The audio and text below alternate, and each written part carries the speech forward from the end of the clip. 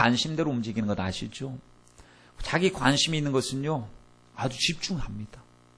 막 눈을 부릅뜨립니다. 거기다 돈 투자하죠, 시간 투자하죠, 정열 투자하죠.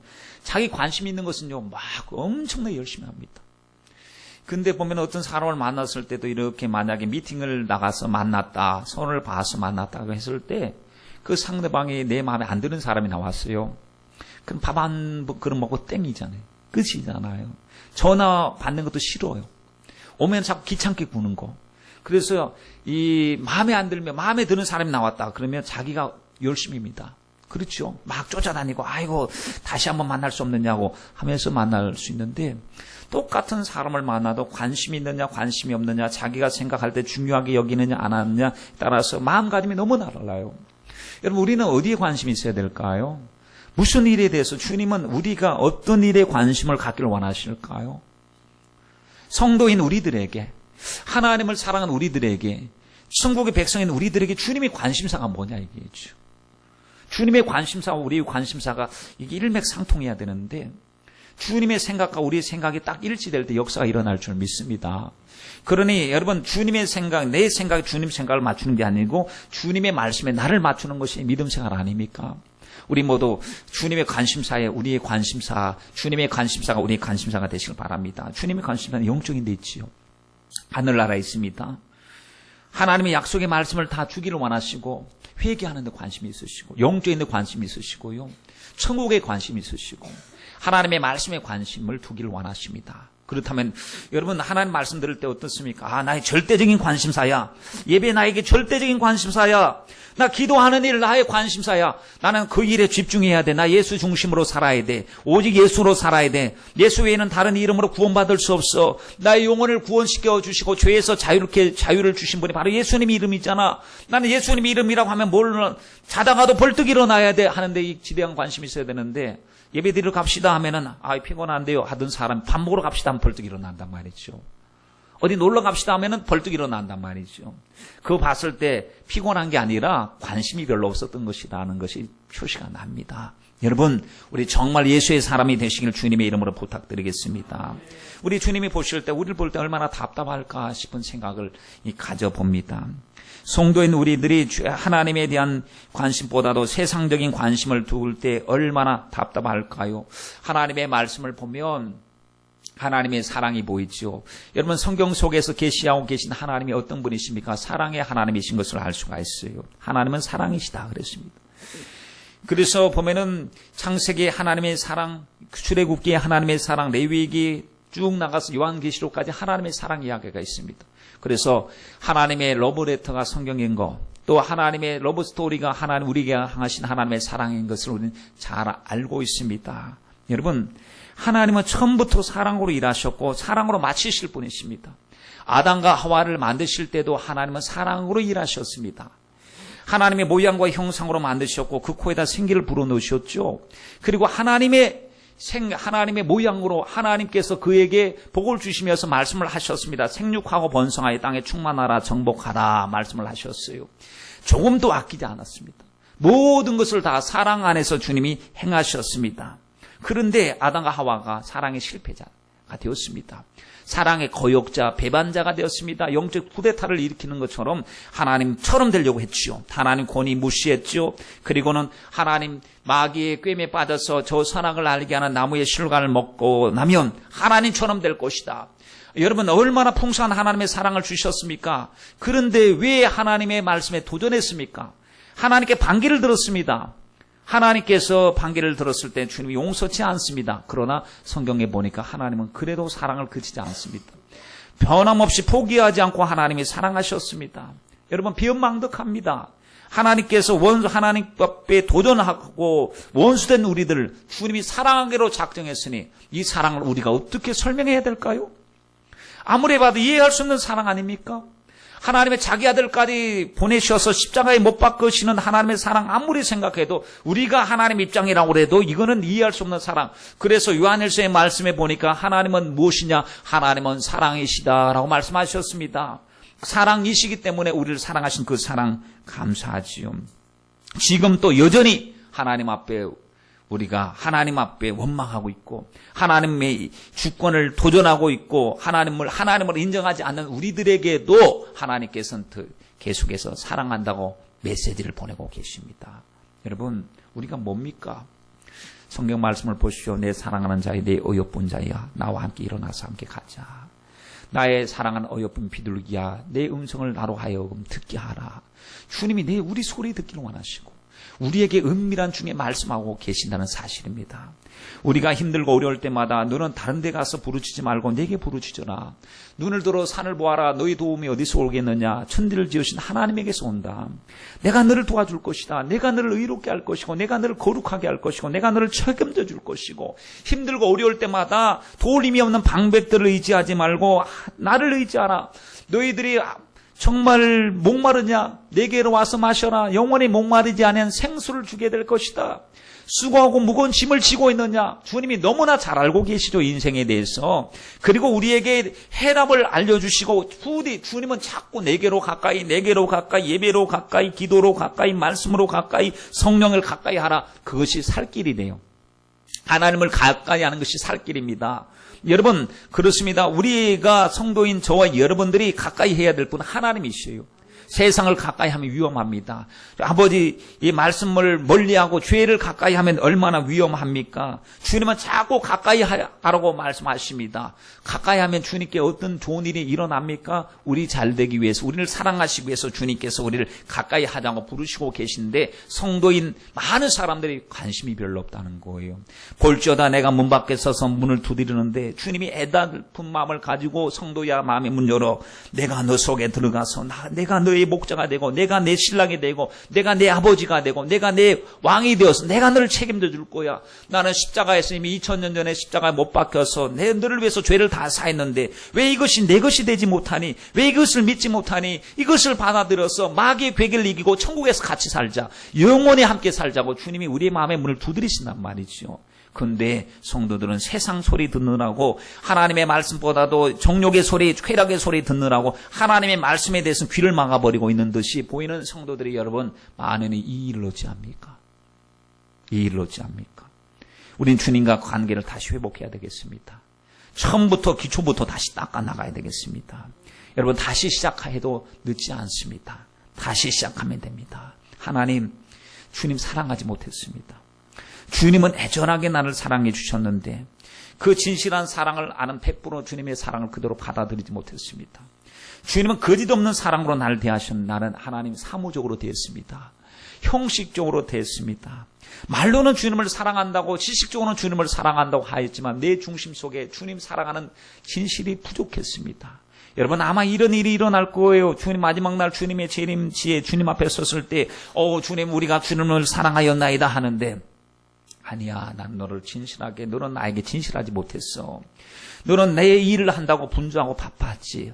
너는 찬양할 때 입술로 사랑한다고 고백했지. 그러나 너의 사랑 속에 너무 거짓이 많이, 가식이 많이, 그의 가면을 쓴 사랑이 너무 많았어요. 불순한 의도로 나를 사랑하지 않았니? 나는 중심을 파악하고 중심을 본다고 하지 않았어. 내가 보는 것은 외모가 아니라고 분명히 말했잖아. 중심인데 내 중심 속에 나를 사랑하는 진실된 사랑이 부족했어. 너와 나와의 사랑에는 문제가 생겼다. 금이 간 사랑이었다 라고 말한다면 여러분 그때는 우리가 정말 큰일 날 것입니다. 큰일 날 것입니다. 여러분 지금 또 주님은 우리에게 너무너무 사랑하십니다. 주님은요 우리 기다리고 계신 것 여러분 꼭 기억하십시오. 주님은 지금도 사랑하십니다. 여러분 계시록 3장 20절 말씀에 보면 주님이 문 밖에 서서 성도들에게 문을 두드리고 계시잖아요. 두드리고 기다리고 계신 것입니다. 여러분 사랑의 특성이 무엇인지 아십니까? 사랑의 특성은 많습니다. 올인하는 것, 관심을 갖는 것, 헌신하는 것, 더 주고 싶은 것, 같이 있고 싶은 것, 독점하고 싶은 것, 사랑에 대한 게 굉장히 많지만 사랑이 뭐냐? 고린도전서 13장 말씀해 보니까 사랑은 언제나 오래 참고 온유하며 투기하는 자 되지 아니하고 자랑하지 않고 교만하지 않고 무례히 행치 않고 유익을 구하지 않고 성내지 않고 악한 것을 후히 기뻐하지 생각하지 않고 불의를 기뻐하지 않고 진리와 함께 기뻐하고 모든 것 참고 모든 것 믿으며 모든 것을 바라며 모든 것을 견딘다. 여러분 강조되는 것이 뭐죠? 다 중요한 말씀인데 기다려준다는 거예요. 기다려준다는 거. 참는다. 믿는다, 바란다, 견딘다, 오래 참는다. 사랑 때문에 오래 참아주셨어요. 근데 언제까지 참아주실까요? 여러분, 우리 주님께서 우리를 참아주셨기 때문에 회개할 기회가 있으니 얼마나 감사합니까? 죄에 충만할 때 말이죠. 하나님을 멀리 떠났을 때 갑자기 주님이 우리를 불러가 버리신다며. 그때는 어떻게 하려고 합니까? 그때 기회가 없잖아요. 근데 하나님께서 여러 부분으로 계속해서 우리에게 말씀합니다. 내가 너를 사랑한다. 난 너를 포기할 수 없어. 너를 사랑한다고 얼마나 기다리셨습니까?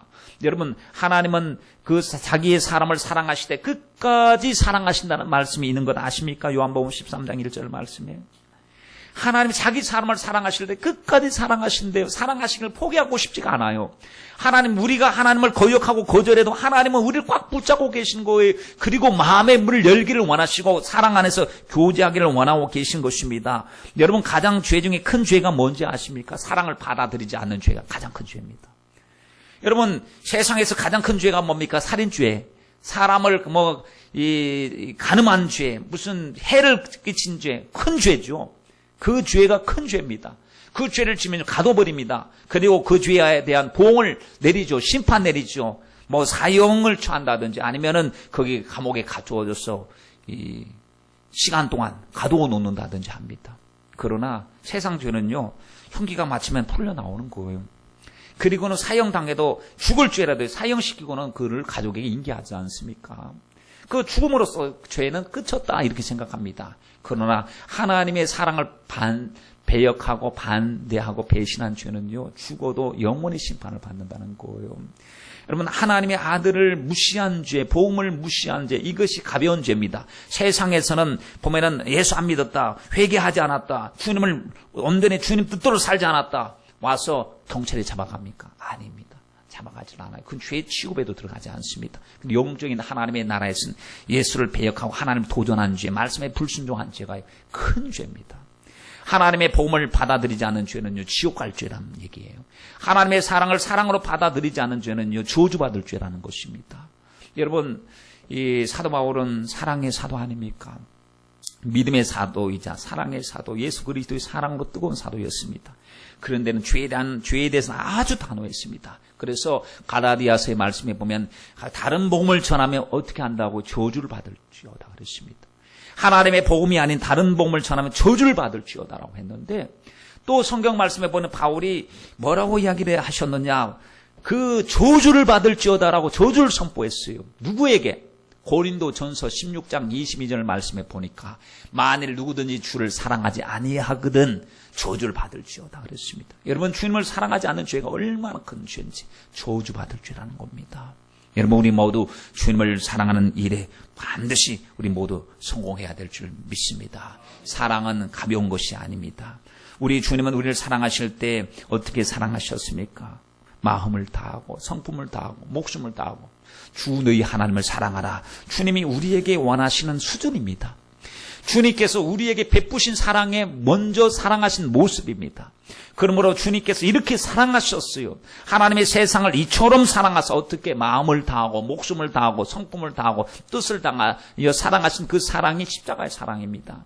십자가로 이렇게 사랑하시고 나서 나타내신 바 된 사랑 안에서 우리에게 사랑을 요구하시는 거예요. 우리 주님은 사랑하지 아니하시고 우리에게만 사랑을 요구하시는 분이 아닙니다. 사랑은 여러분 일방통행이 아닙니다. 사랑은 쌍방통행이 되어야 될 줄 믿습니다. 주님을 짝사랑하게 하지 마십시다. 우리 정말 주님이 오늘 또 우리를 위해서 십자가에 피 흘리셨고 아직까지 나 때문에 고통당하시는데, 만약에 성도인 저와 여러분이 세상만 사랑하고 세상과 이 세상을 사랑하지 말라, 이 세상을 사랑하는 사람 속에 하나님의 영원히 없다고 그랬습니다.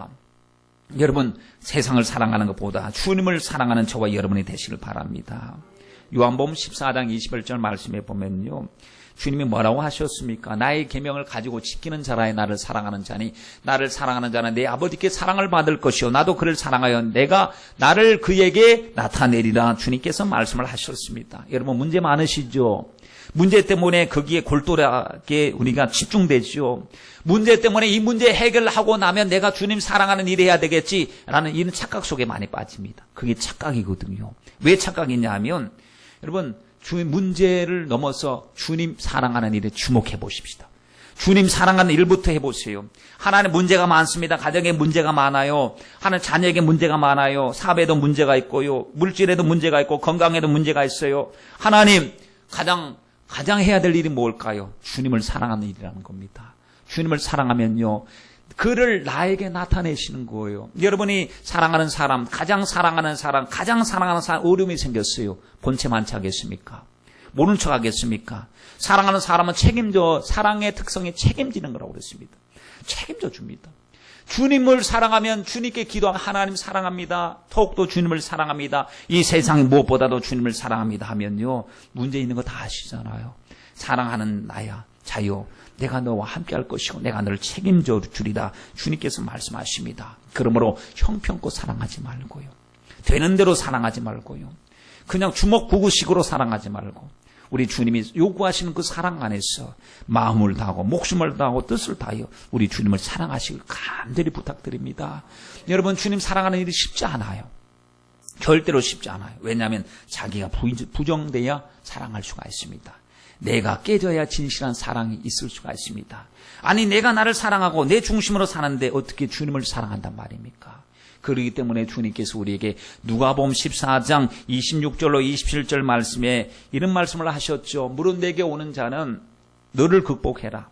사랑에 반대되는 방해물을 극복해라. 그것이 가장 친근한 것. 그것이 자기 자신이라 할지라도, 자기 목숨이라 할지라도, 부모 형제라고 할지라도, 처자식이라고 할지라도, 그것보다도 하나님을 우선적으로 사랑하는 자가 나의 제자가 되지, 그 인본주의의 어떤 것에 걸려서 넘어지는 자는 결코 하나님을 사랑하지 못한다는 것입니다. 여러분, 이것이 상충되고 부딪힐 때가 있어요.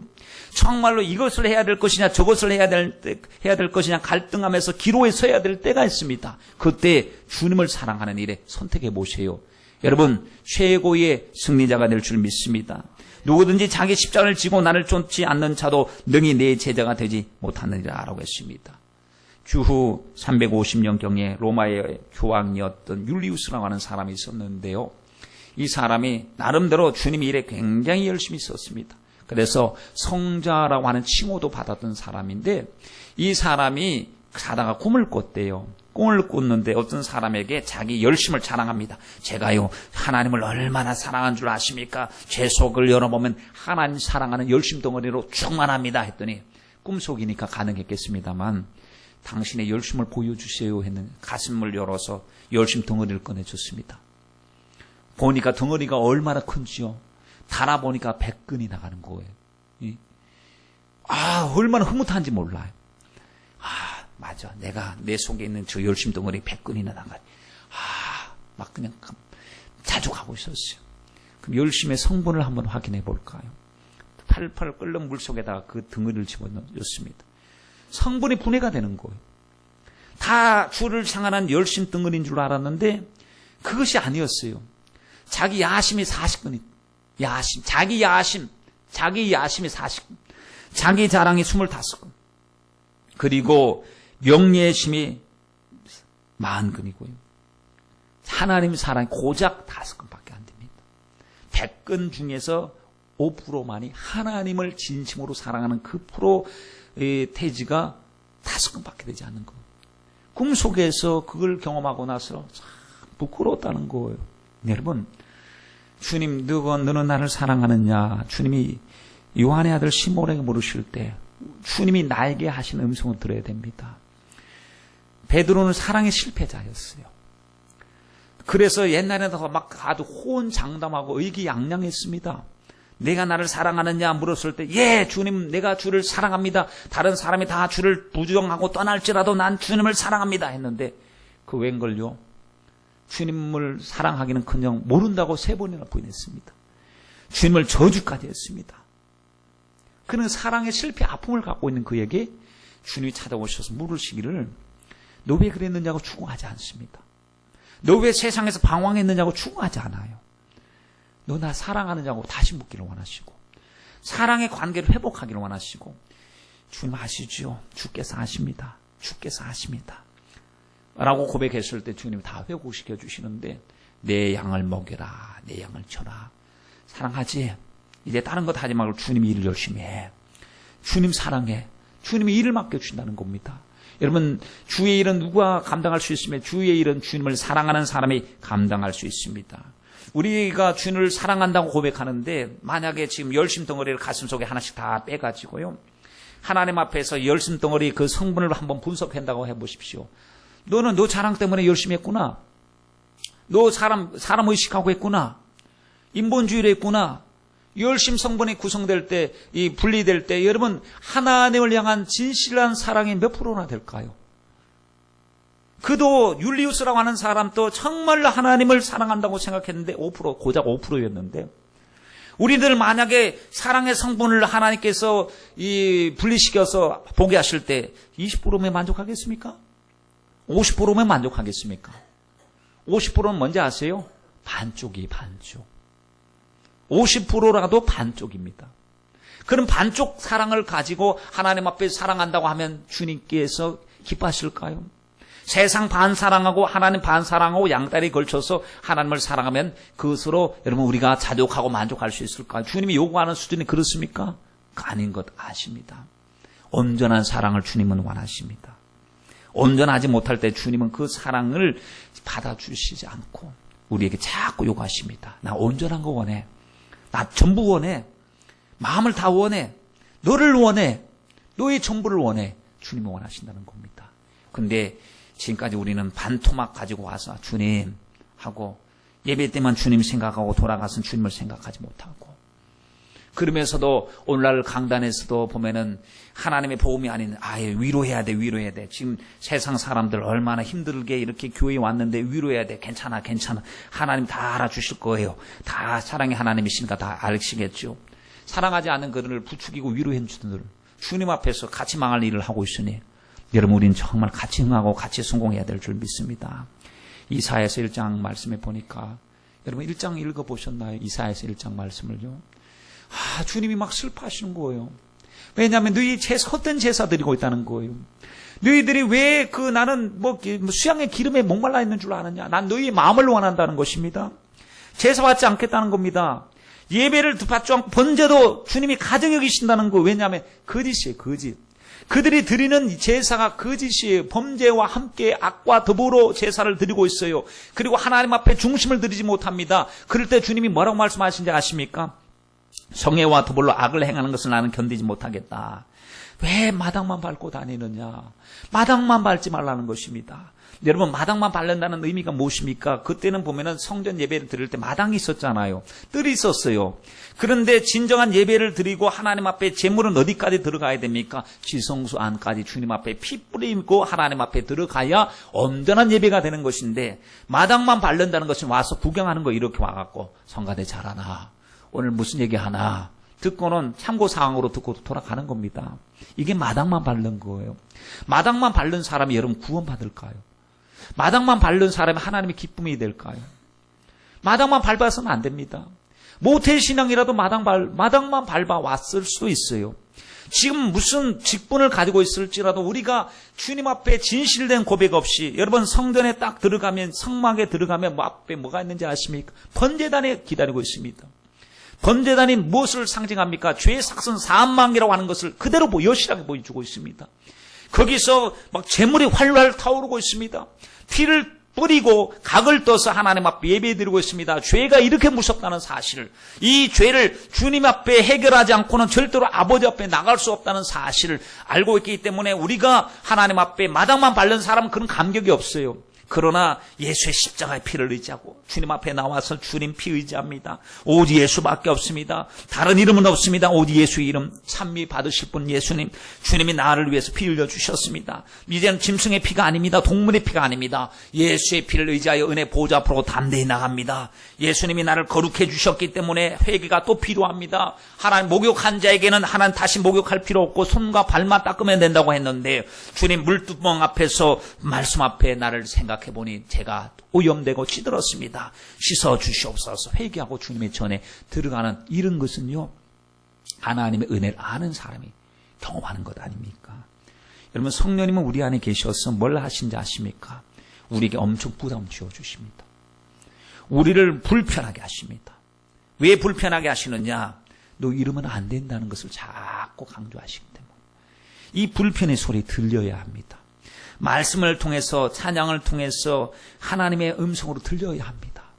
그래서 불편하다. 말씀 들어보니까 너무 불편하다. 왜냐하면 내 속에 하나님이 가증히 여기시는 형식주의, 인본주의, 세속주의, 타협주의, 이런 것들이 얼마나 많은지 말씀으로 주님이 비추어 보여주시니까요. 하나님 용서해 주세요. 성령님 죄에 대하여 날마다 깨닫게 해주세요. 지적해 주시니 감사합니다. 네, 알았습니다. 제가 잘못했네요. 제가 말 함부로, 우리 영적인 사람들은요, 참 불편한 거 있습니다. 어떤 게 불편하냐면 남의 아무도 안 봅니다. 그러나 하나님을 의식하기 때문에 말 한마디를 그냥 해도 내가 말 잘못한 거 아닌가, 내가 그 말 때문에 상대방이 혹시 마음이 상한 것은 아닌가. 어떤 일을 하나 하더라도요, 아무도 몰라요. 누가 알아요? 하나님과 나만 알아요. 그런데도 불편해요. 왜냐하면 이것을 하나님이 지적하실 줄 알기 때문에. 여러분, 세상 사람들은 그거 아무 걱정 없잖아요. 근데 영적인 사람은 작은 것 하나하나도 주님이 자꾸 불편하게 만드십니다. 근데 이것은 말씀을 듣고 불편함을 해소해야 될 줄 믿습니다. 어저께인가 어떤 분이 그런 얘기를 하더라고요. 뭐라고 하냐면, 기도할 때마다 이렇게 기도한대요. 뭐라고 기도하냐면, 빨리 깨닫게 해주세요. 그렇게 기도하기 시작했대요. 왜냐하면 자꾸 실수하니까. 하나님 빨리, 잘못했더라도 빨리 깨닫게 해주세요. 그랬더니 빨리 깨닫고 나니까, 그렇게 기도하니까 깨달음이 빨리 온대요.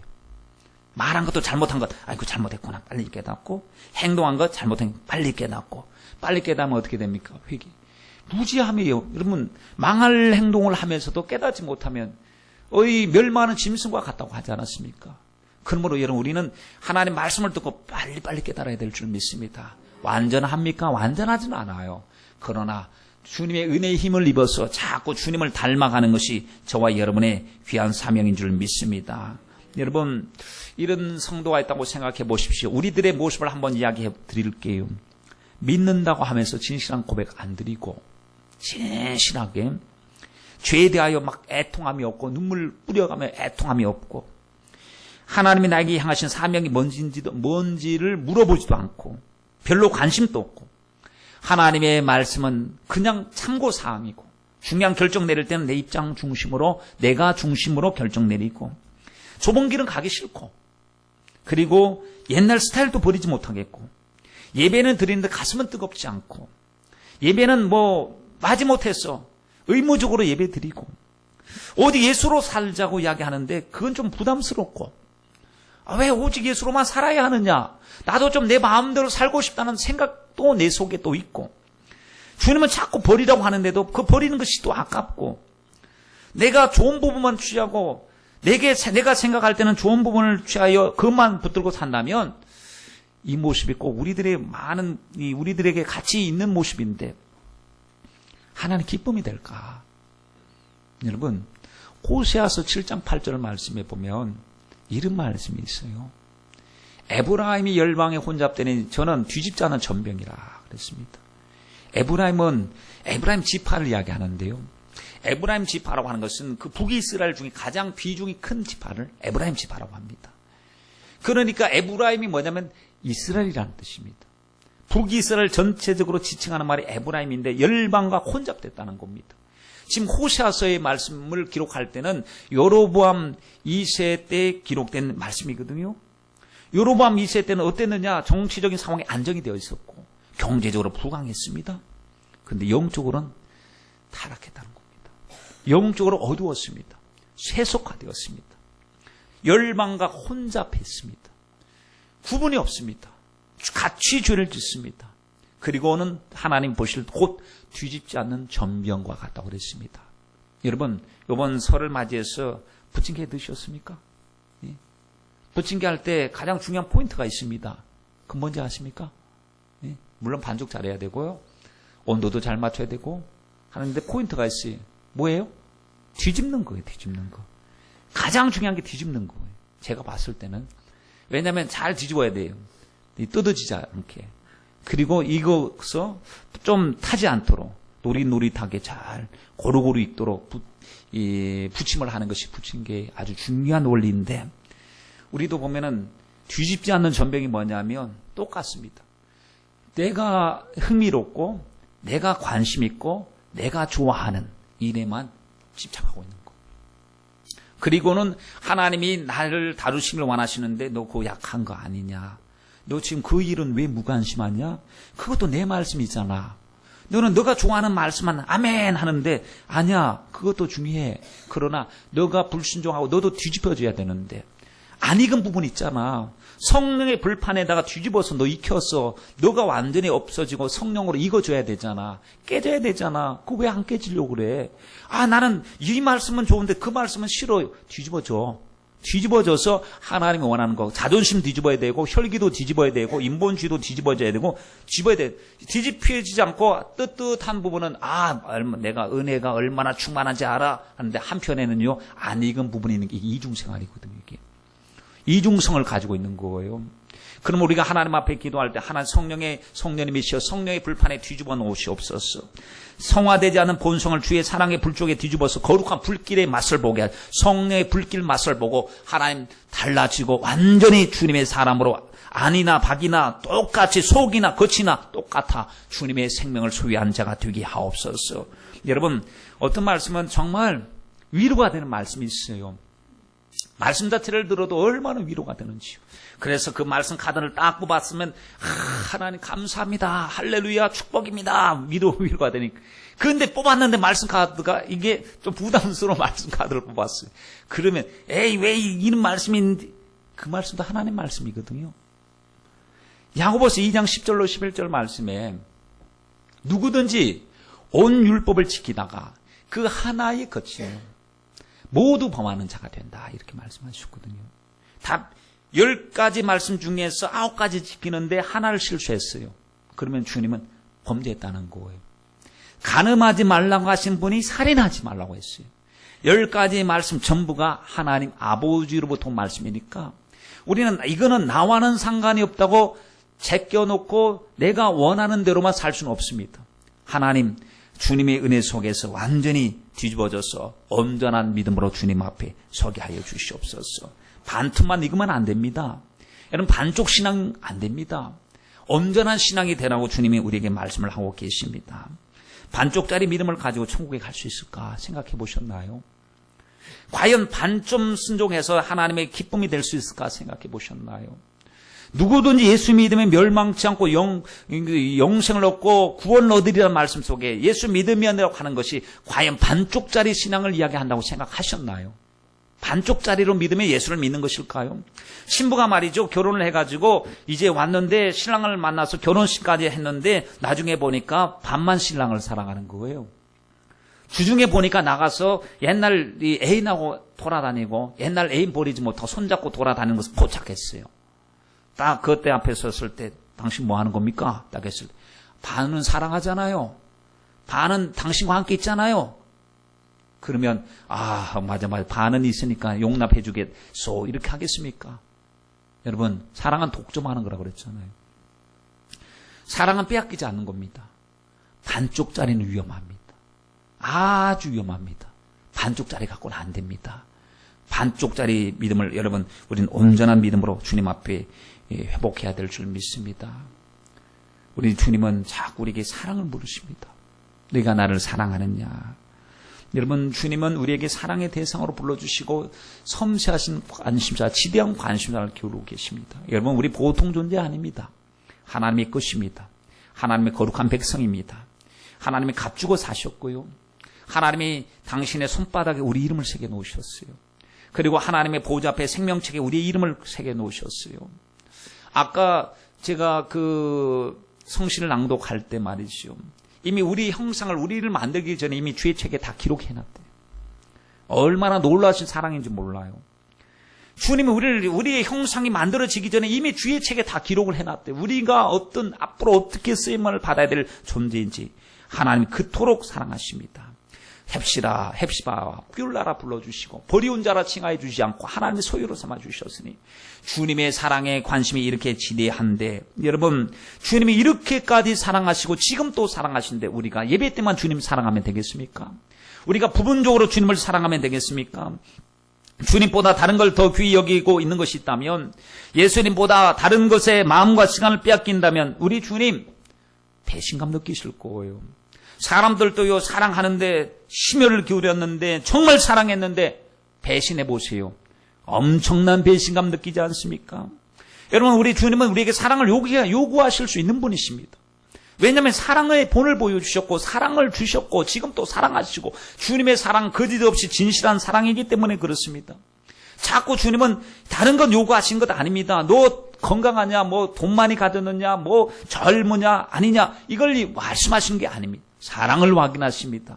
교회에게도 원하시는 것은 사랑입니다. 성도에게 원하시는 것도 사랑입니다. 주의 종에게도 원하시는 것이 사랑입니다. 사랑에 문제가 생기면 전부 다 문제가 생기는 것입니다. 그러나 다른 데 문제가 있어도 사랑에 문제가 없으면 전부 다 성공하는 것입니다. 바울 사도가 뭐라고 그랬습니까? 하나님의 사랑 안에서 우리 넉넉히 이긴다. 사랑 안에 두려움이 없고 모든 사랑이 온전한 두려움, 온전한 사랑이 두려움을 내어 쫓는다고 사도 요한이 말하지 않았나요? 여러분, 사랑의 관계를 확인해 보세요. 문제에 주목하기보다 하나님과의 관계를 생각해 보시길 바랍니다. 계시록 2장 4절 5절 말씀해 보니까 주님이 에베소 교회에게 이렇게 말씀하셨어요. 너희 책망할 것이 있대요. 사랑 버렸다는 거예요. 근데 에베소 교회 성도들은 자기들이 그런 줄 몰랐을 겁니다. 근데 주님이 지적하시고 왜 어디 갔느냐? 뭐가요? 첫사랑 말이야. 나를 향한 그 첫사랑이 어디 갔느냐? 여전히 봉사하고 있는데 아니야, 사랑은 식었어. 마음이 식었어. 중심에서 너 기계적으로 유기적으로 기계적으로 움직이고 있지 않느냐? 그거 기계적인 거 말고 형식적인 거 말고 정말 내 마음을 원하는데 너는 내 마음, 나를 향한 나의 마음이 식었다 라고 주님께서 말씀하십니다. 여러분, 신앙생활 술에 술 탄 듯이 물에 물 탄 듯이 하면 안 되잖아요. 그냥 건성으로 대충 형식적으로 하면 안 됩니다. 우리가 때때로 주님의 사랑을 부인하고 외면하고 신앙의 회의 느끼고 주님 어디 있습니까? 해도 주님의 사랑 다시 찾아오셨어요. 우리를 일으켜주시고 우리에게 힘주신 주님의 사랑. 여러분, 외면할 수 없는 사랑입니다. 그 사랑을 그대로 받아들여야 될 줄 믿습니다. 사랑이 능력입니다. 여러분, 주님을 사랑하십시다. 정말 마음과 뜻을 다하여 주님을 사랑하십시다. 주님께 기도했으면 좋겠어요. 주님, 사랑할 마음 주세요.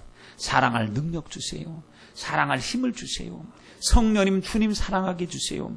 우리가 모여갖고 주님 사랑합시다 라고 한다고 사랑해지는 게 아닙니다. 방해 요소가 얼마나 많은지 몰라요.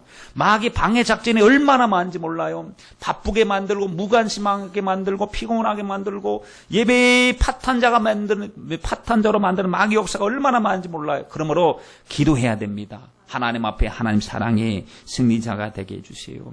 사랑하면요, 희한한 능력이 생깁니다. 여러분, 사랑할 수 있는, 말할 때 사랑하는 사람 의무감으로 한 30분만 사랑하니까 얘기합시다 라고 하지 않아요.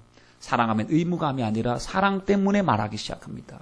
사랑 때문에 나를 바꾸기 시작하고 사랑 때문에 헌신하기 시작합니다. 사랑 때문에 관심 있고요. 사랑 때문에 집중이 됩니다.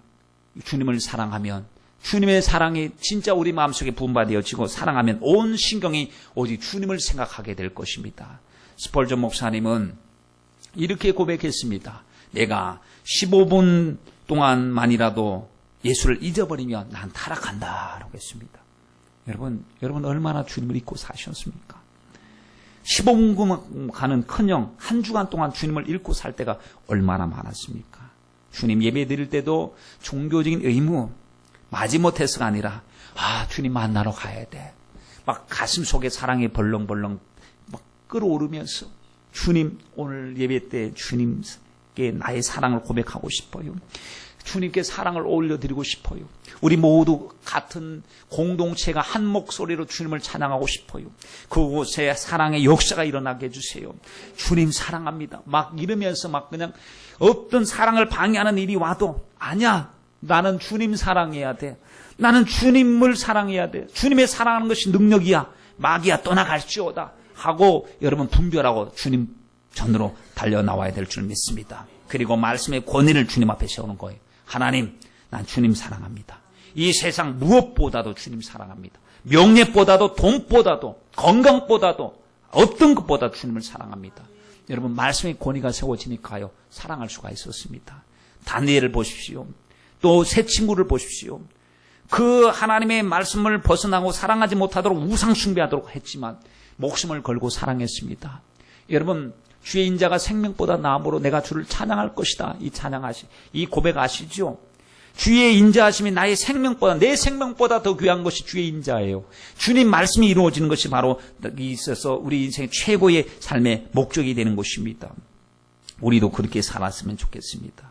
주님 이슬 같은 목숨보다 주를 더 사랑, 손에 있는 부귀보다 주를 더 사랑. 우리 인생의 가장 큰 목적은요, 사랑하다 가는 겁니다. 주님, 나 주님을 몰랐었습니다. 주님 외면하고 살았습니다. 근데 주님이 찾아오셨네요. 주님의 사랑을 알게 하셨네요. 그 놀라신 십자가의 사랑을 알게 해주셨어요. 이제 주님 손 꼭 붙잡고, 하나님, 나는 다른 건 몰라도 주님 사랑만 꼭 성공하기 위해서 주님의 이 손을 꼭 잡고 가시옵소서. 주님 사랑하는 내 마음이 아버지 식어지지 않게 해주시고, 이 사랑의 마음이 변질되지 않게 해주시고, 주님 천국에 가는 그 순간, 주님 앞에 딱 서는 그 순간까지 내가 주님 사랑했노라고, 주님이 함께 하였노라고 고백할 수 있는 저와 여러분이 될 때, 여러분, 우리는 최고의 승리자가 되게 될 줄 믿습니다. 여러분, 어떻게 보면은 믿음 없는 사람이 이런 소리 들으면 무슨 소리 하느냐, 참 재미없는 말이다 싶지만, 정말 믿음이 있는 저와 여러분이 다시 이 말씀을 통해서 식었던 사랑을 불을 듯이 일으키시고, 모든 것이 사랑으로부터 출발한다는 것을 아시고, 주님이 사랑을 확인하고 나서 베드로를 귀한 일꾼으로 쓰신 것을 보면서 우리도 주님과의 사랑을 다시 확인하십시다. 그리고 우리 주님이 묻습니다. 요한의 아들 시몬아, 내가 나를 사랑하느냐 물으셨던 것처럼 여기 계신 저와 여러분이 너 나 사랑하니? 얼만큼 사랑하는데? 정말 사랑하니? 라고 물을 때 하나님 주께서 아십니다 라고 고백할 수 있는 저와 여러분이 되시길 바랍니다.